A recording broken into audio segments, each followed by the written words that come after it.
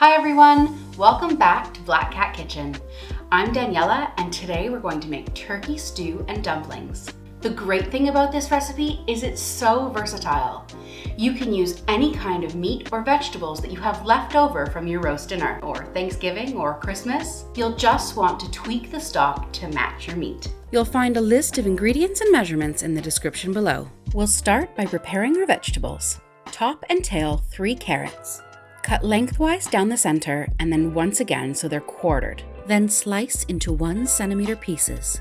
Peel and chop an onion. Cut in half from the root. Then make sideways cuts towards the root, not cutting completely through. Cut downwards into the onion in a fanned pattern. Then slice from the original cut end and you have perfect pieces of onion. Peel a few cloves of garlic. I'm going to whack my head of garlic onto the cutting board to loosen up the cloves a little bit. And then if you use the back of your knife to smash down your garlic, the skin will peel off much easier. Give your garlic a chop. I like to sprinkle a little bit of salt on my garlic. This stops it sticking to the knife while chopping.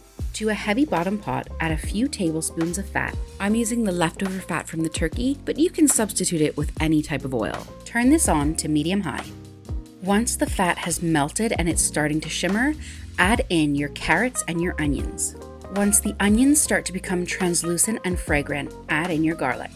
I'm also adding in a sprinkling of dried sage. Season your vegetables with a bit of salt, about a teaspoon or so at this stage. Add 4 tablespoons of plain flour to your cooked vegetables and stir it until all the vegetables have been coated and that flour starts to cook out. This is going to help thicken our stew. Now we'll slowly start to add in our stock. We're using 6 cups in total, and I made this just from the turkey bones. If you'd like to see an easy way to make stock, check out my stock video. Add it slowly so that as it starts to thicken, we don't get any lumps. Let this come to a simmer so it really starts to thicken. Add in 4 cups of your chopped turkey. I'm using mostly white meat because dark meat is my favorite, so it usually gets eaten first. Also, I find the white meat has the nicest texture in this stew. Turn this down to medium heat and let it simmer for about 20 minutes. Towards the end of cooking, add in 1 cup of frozen peas and 170 grams of evaporated milk. You could also use heavy or double cream, but the evaporated milk keeps the calories down just a little bit. We're going to cover and turn this down to low while we make our dumpling batter. At this stage, you could let your stew cool completely and then freeze it. It reheats beautifully and keeps your meat nice and moist. You could even freeze this in pie tins, cover it with some puff pastry when you're ready to bake, and have yourself a beautiful pot pie. To 240 grams of plain or all-purpose flour, add 18 grams of baking powder and 6 grams of salt.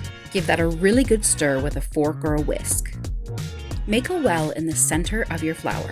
Then add in 170 milliliters of whole milk and 57 grams of melted butter. Stir this with a fork until it just comes together. A few little floury pieces are absolutely fine. It should be a nice sticky dough ball, so if it's too thick, add in another tablespoon of milk. Don't overmix your dumpling batter. You want it to just come together so that the dumplings stay nice and light and fluffy. Give your stew a stir to make sure nothing's sticking to the bottom. This is a great time to give it a little taste to make sure the seasoning is perfect. Mine needs just a little salt. I'm using a small cookie scoop, but you could use 2 tablespoons, and you just scoop up some of your dumpling batter and drop it into your stew. You want to pop the lid on and leave it on low for 15 minutes. You may have to go in at 10 minutes and give your dumplings a little flip so that the tops also cook evenly. Put the lid back on for 5 more minutes. You can see they're super delicate, but they've really puffed up and they're just going to be so delicious. Give your stew a very gentle stir to make sure nothing is sticking. Sprinkle with some freshly chopped parsley and you're ready to serve.